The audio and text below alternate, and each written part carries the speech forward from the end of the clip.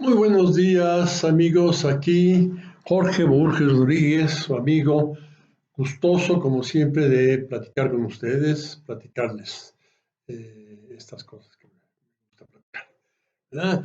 Por ejemplo, la cuestión de las palabras. Hoy vamos a hablar de un par de palabras, una que ya tratamos y otra que me sugieren. Mi amiga Patricia me pide que eh, diga algunas ideas acerca de la palabra distopía. Distopía.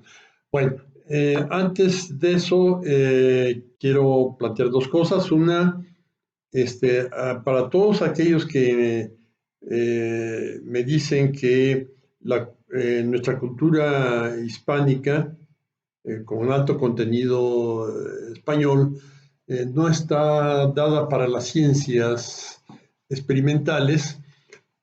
Pues yo les recuerdo a Antonio de Nebrija, que escribió la primera gramática moderna, fue una gramática del español, y él claramente se la dedica a los reyes católicos, a Fernando el Católico, y señala que es las reglas implícitas en el idioma castellano tal y cual se habla,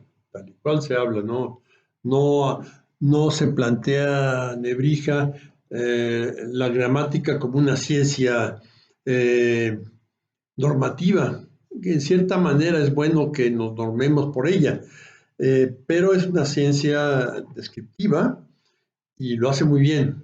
Nebrija lo hace muy bien. Bueno, esa es una. Y otra, hablando de entonces no estamos negados para las ciencias, ¿verdad? Y hablando de la cuestión de los diferentes lenguajes, modos de que se hable el lenguaje español en diferentes partes del mundo, bueno, yo escuché alguna vez a un grupo muy pachanguero de rock y eso español que se llamaba La Trinca. La Trinca. Y escuchando alguna canción, hay una palabra rara, pero yo no tuve que recurrir a ningún diccionario de hispanismos para suponer a qué se referían los cantantes cómicos estos cuando hablaban de el pirilo, ¿eh? Escuchando la letra de la canción, pues infiere uno lo que es el pirilo, ¿verdad? Y eso es en todos los idiomas, ¿verdad? De hecho, creo que así vamos aprendiendo eh, los seres humanos a hablar, ¿verdad? Pescamos algunas cosas y luego el contexto nos va diciendo qué significa cada palabra rara que vamos encontrando. Vamos a encontrar palabras raras, la desciframos por el contexto de lo que se dice y la incorporamos a nuestro vocabulario y así crecemos los primeros años. Bien, miren, esta reflexión respecto a que el contexto importa mucho. El contexto importa mucho e importa mucho decir tal como se habla, ¿verdad? Estas dos expresiones dadas al principio. Miren, la palabra distopía es una forma antagónica de la palabra utopía, ¿verdad? La palabra utopía es una palabra compuesta que construye el autor del libro Utopía. El autor es Tomás Moro, Santo Tomás Moro, porque luego él se opuso ferviente católico, se opuso a Luis, no, a Enrique VIII, y pues lo mandó a decapitar a aquel, ¿no?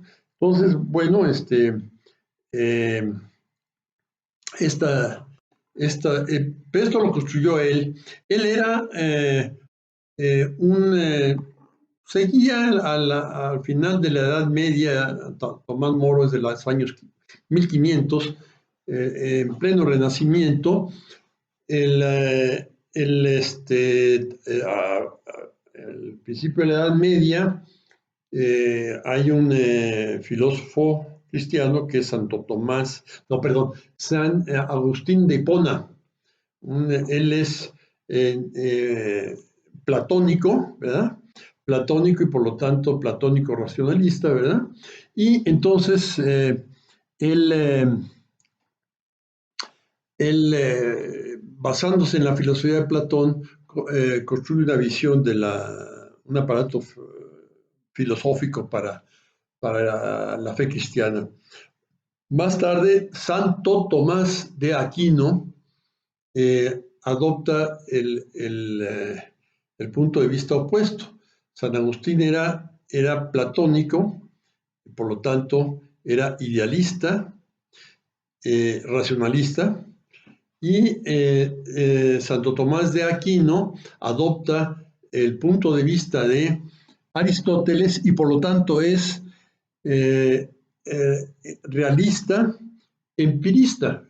Entonces estos dos puntos de vista chocan, no chocan porque no fueron contemporáneos, pero hacia Santo Tomás de como el año 1400. Entonces, esto es dos puntos de vista.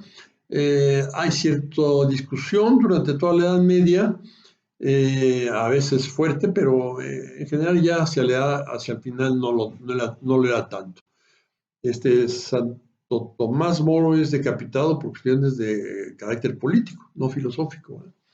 Pero él lo que trata es de plantear un libro en donde describe una ciudad, una isla, donde hay una ciudad que se rige eh, por normas muy buenas y en bien de todos, y todo funciona bien, todo funciona bien. En cambio, esto es una forma idealista, es consecuencia de lo que San Agustín hablaba de la ciudad de Dios en sus escritos. Bueno, entonces esto se plantea como utopía. ¿Y qué quiere decir la palabra utopía? Ou es no, topos, lugar. Entrando el libro dice, no existe este lugar, no hay lugar, ¿no? Me lo estoy imaginando, pero veo que puede funcionar, ¿verdad? Puede funcionar algo así. Todos los utopistas piensan que, bueno, se puede designar el funcionamiento social, ¿verdad? Eso se sigue discutiendo, ¿verdad? ¿Qué tanto puede uno normar y qué tanto uno debe de aceptar mecanismos tácitos, ¿verdad? Bien, miren, entonces, bueno, tiene esta etimología, ¿verdad? Entonces, si yo quisiera eh, designar una palabra que se oponga a utopía, lo que haría es usar o era no, entonces pondría algo así como el prefijo en latín vero es verdadero, de ahí viene Verónica, verdadera imagen, vero icon, aunque icon es en griego, ¿verdad? Bueno, bueno, o la palabra alitis en griego, que es verdadero también, o contrapuesto al no existente, o contrapuesto al simple no, poner el sí, el prefijo que diga sí, en griego, que sería nai, ¿verdad? Entonces, nai topos, suena, bueno, no suena bien, ¿verdad? Pero eso sería irse a lo que significó la palabra utopía recién que la construyó Santo Tomás Moro. ¿Qué significaba en ese momento cuando le dieron la palabra? Pues los versados dijeron, le interpretaban así, pero la idea de utopía se siguió manejando durante muchos siglos. Aquí en México llegan con una idea utopista quienes diseñan para la Ciudad de México.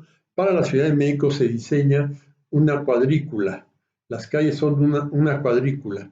Y esto es racionalista, esto es ideal, ¿verdad?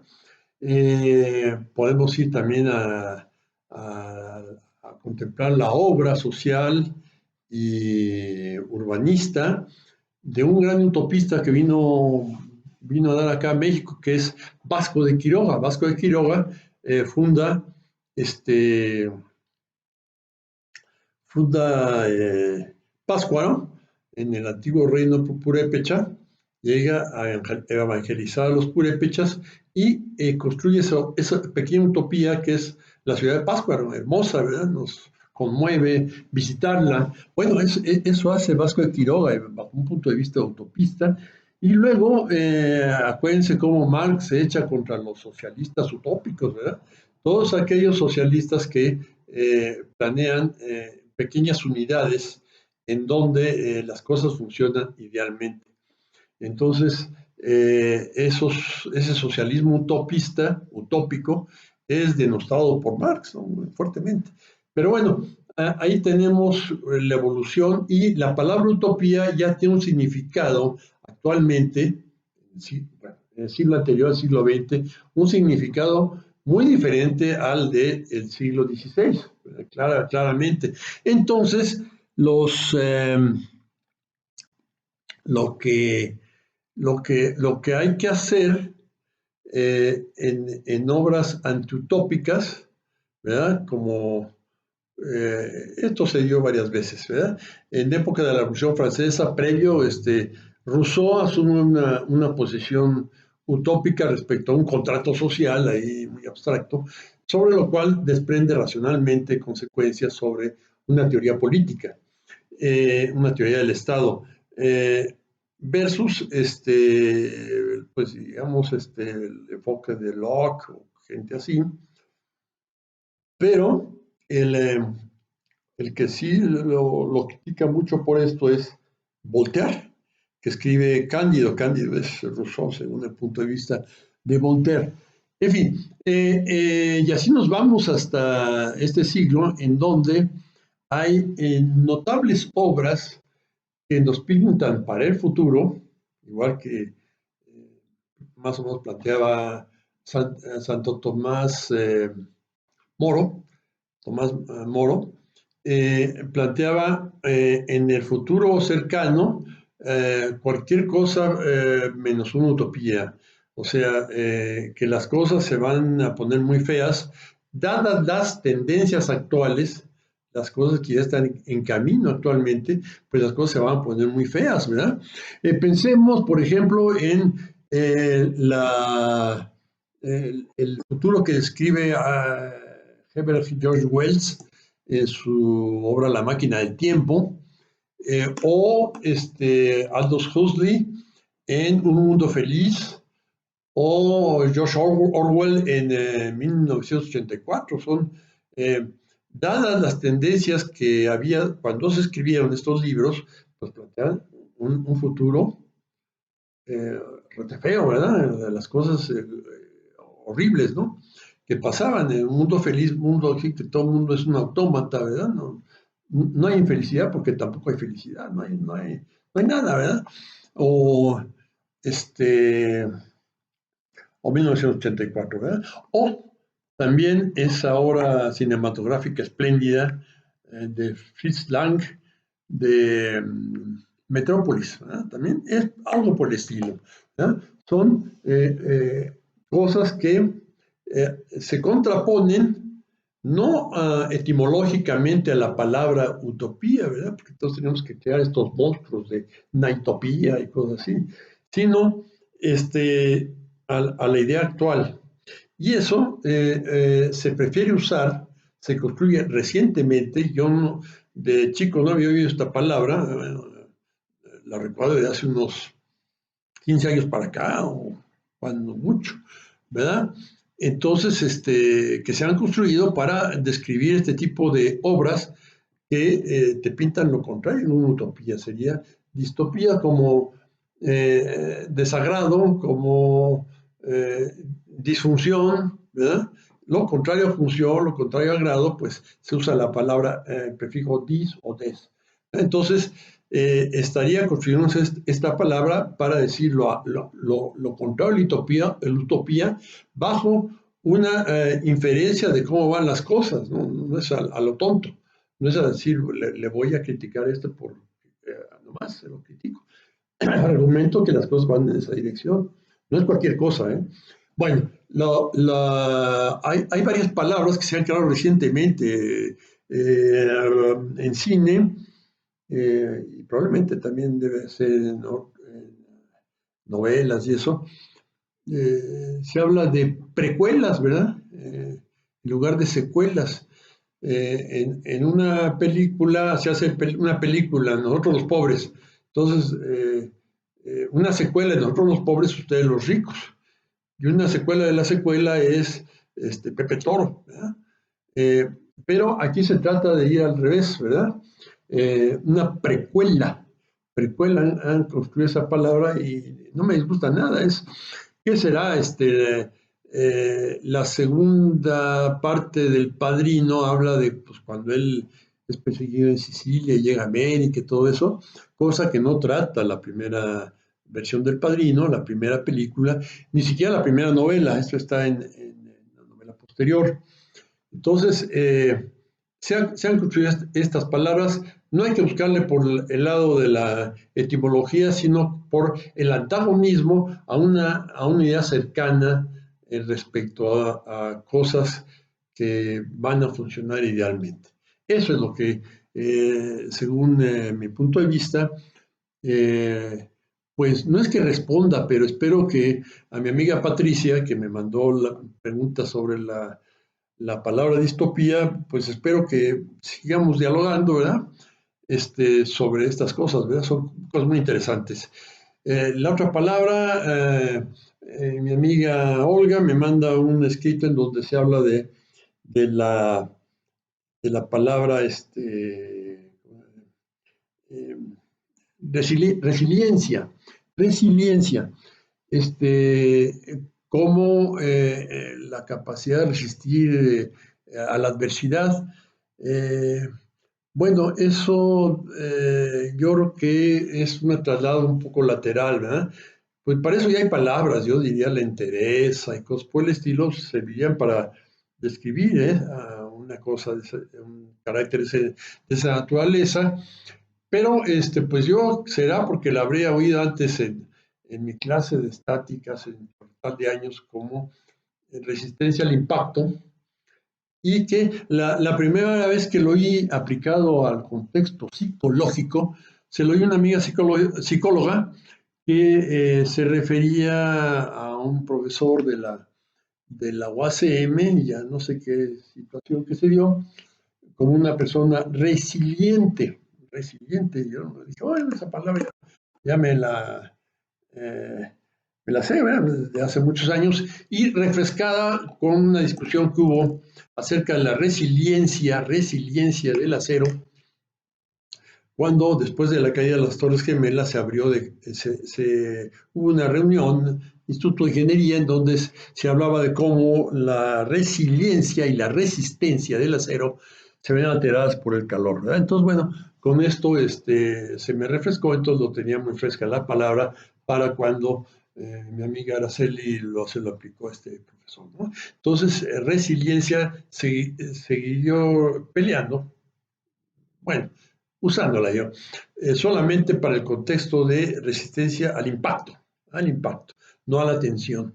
Eh, y bueno, probablemente esto evolucione ya, si hay una cosa que influye en el lenguaje moderno son como ciencia es la psicología, entra muy directamente. Entonces, si insisten en usar la palabra resiliencia en lugar de resistencia, va a acabar usándose así, y eh, va a acabar usándose así. Y quizás como la escuché otro día sin la segunda I, es difícil pronunciar resiliencia. Entonces ya borran la segunda I y dicen resiliencia. ¿A dónde va todo? Bueno, como no es porque uno somete estas cosas a mayoría de votos, sino porque la mayoría se impone, ¿verdad? Si la mayoría entiende una palabra de determinada forma, debemos usar esa palabra en esa forma, ¿verdad? Entonces, pues yo usaré resiliencia y subrayaré el sentido en que lo uso. Igual que ahorita los físicos están haciendo uso en sus discusiones del concepto de energía física. ellos se dieron cuenta que ya se usa la idea de energía en cuestiones de otro tipo, entonces subrayan de energía física, y entonces pues sabe uno que son cosas con cierta, cierto significado que no tiene la energía que se usa en otros términos. Espero que, bueno, esto tanto a mi amiga Olga como a mi amiga Patricia, les agradezco mucho que interactúen con lo que yo digo, porque esto me da mucho gusto, eh, que me están pelando, ¿verdad? Y eso es muy agradable, se los agradezco mucho y me despido de ustedes con un gran abrazo. Hasta luego.